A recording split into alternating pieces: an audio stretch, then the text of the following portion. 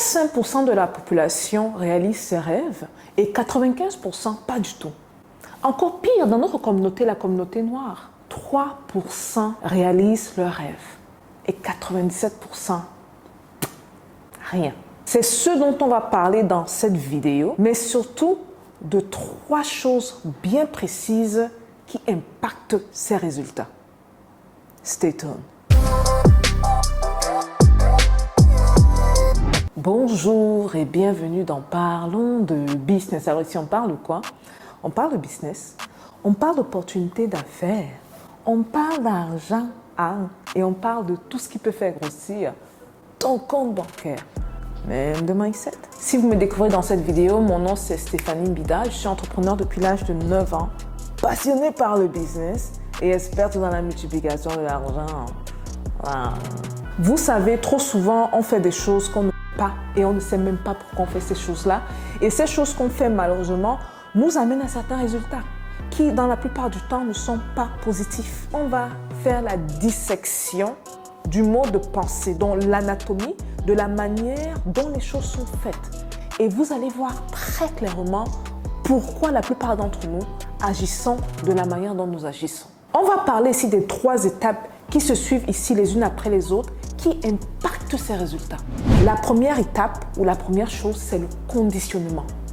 Le conditionnement, c'est une des choses les plus importantes dans la vie d'un être humain. Quand l'enfant naît, l'enfant n'a rien dans la tête. Prenez un vase vide et peu importe ce que vous mettez à l'intérieur, c'est ce en quoi cet enfant s'enracine.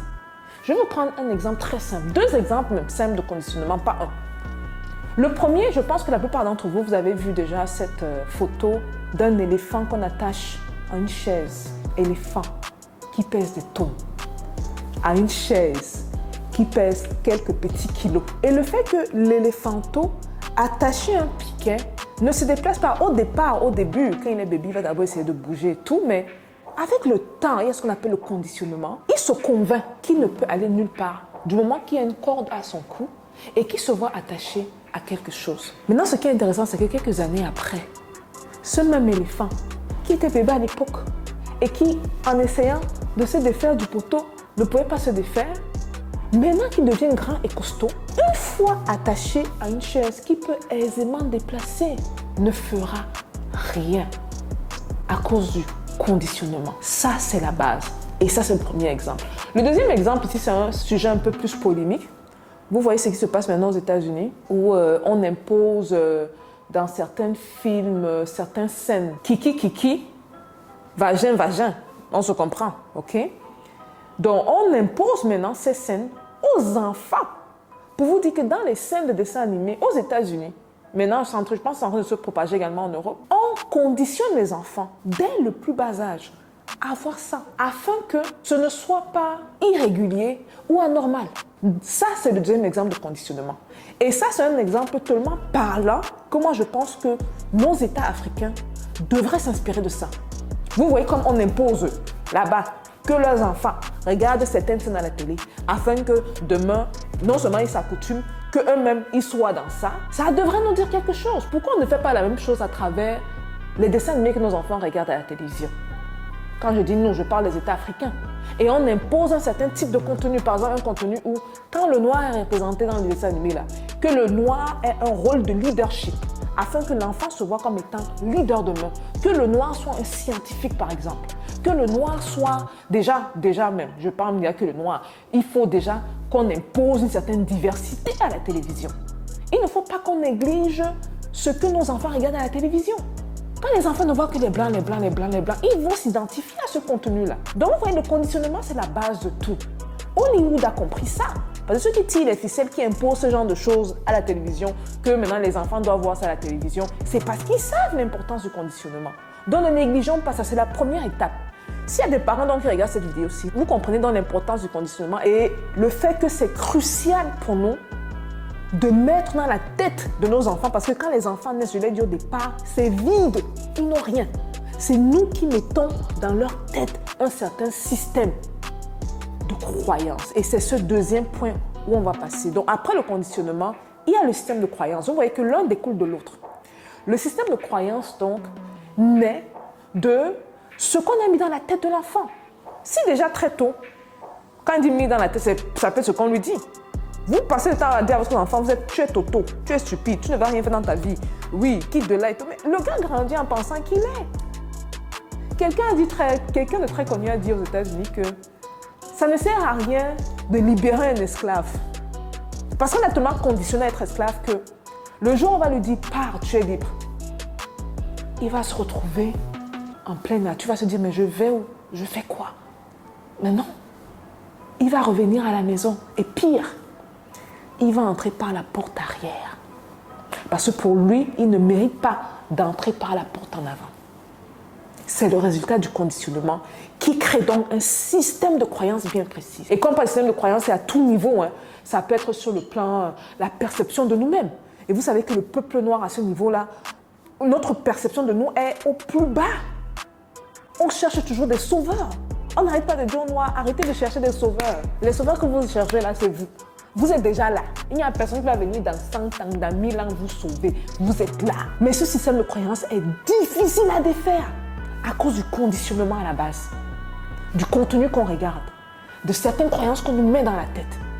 Donc le système de croyance est super important. L'image qu'on a de nous est super importante. Il faut travailler dessus. Et vous voyez que pour revenir, je ne suis même pas encore entré dans les détails du 3% versus le 87%. Vous allez vous rendre compte que le 3% là se démarque à compter de la troisième étape dont je veux parler. La troisième étape, c'est le fait que le 3% sait. Et là, le 97% ne le sait pas. Le 3% c'est qu'il peut désapprendre pour réapprendre. C'est ce que j'appelle aujourd'hui les intellectuels. Les vrais intellectuels du 21e siècle là. Ce n'est pas ceux qui ont fait le doctorat. Ce n'est pas ceux qui ont fait les études. C'est ceux qui ont le courage de désapprendre ce qu'on leur a appris pour réapprendre. Désapprendre le fait qu'on leur a dit que tu es au bas, tu ne vaux rien. Alors que c'est toi qui es le début de la civilisation. De leur dire que ton frère noir est méchant. Ça ne sert à rien de travailler avec la personne. De leur dire que vous avez à tout prix besoin des autres pour vous développer. Parce que la connaissance, vous ne pouvez pas l'acquérir. C'est ce troisième point-là qui peut s'appliquer à tout le monde. Le 3% l'a compris. Le 3% des Noirs, et pas du 3%, je parle vraiment de la communauté noire, a appris à désapprendre ce qu'on leur a mis inconsciemment dans la tête pour qu'ils se disent « je peux également le faire ». Si tel l'a fait, je peux également le faire. C'est possible. Malgré l'environnement, je peux le faire. Il y a tel qui était dans cet environnement, mais il a réussi. Comment il a fait? Laisse-moi aller découvrir comment il a fait afin que je puisse appliquer la même chose dans ma vie. Tel l'a fait, tel c'est une femme. Oh, les femmes ont des excuses, hein? Oh là là!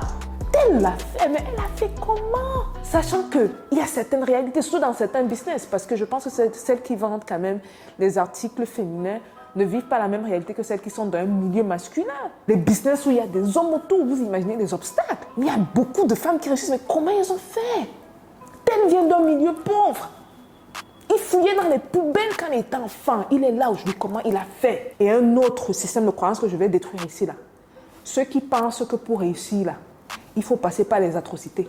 Parce que tu es échoué et tout. C'est lui qui a réussi. Les gars, s'il vous plaît. Il y a une différence entre celui qui est intelligent et celui qui est sage. Le sage, c'est celui qui sait apprendre des erreurs des autres. Le sage écoute les autres, évite. On lui dit, attention, on a étalé une nappe noire, contourne. Pourquoi? On dit contourne. Le sage, les aînés, ceux qui ont eu l'expérience, disent contourne, ne passe pas par là.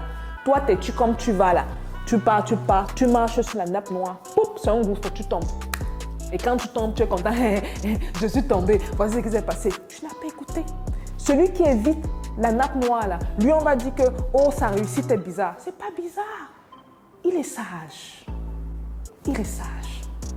Donc, ce petit truc également fait partie de notre système de croyance qu'on devrait détruire. Mais pour revenir au dernier point, troisième étape, et une des étapes les plus importantes, le 3% apprend à réapprendre. À désapprendre ce qu'on nous a mis dans la tête en tant que peuple noir. Oh, tu n'es rien. Tu as besoin de l'autre pour réussir. Oh, il y a un sauveur, quelqu'un qui va venir te sauver. Réveillons-nous. Nous avons la solution en nous. Nous pouvons avancer, nous pouvons réussir. On a eu des exemples dans la communauté. Et on a de plus en plus de personnes à succès qui partagent leur histoire. Réveillons-nous. Et je suis sûre que parmi ces personnes qui partagent leur histoire, il y a une ou deux ou trois histoires qui sont très similaires à la vôtre. Et si vous avez même des exemples qui ne sont pas noirs, il n'y a pas de problème à ça. Parce que souvent, c'est une question d'environnement.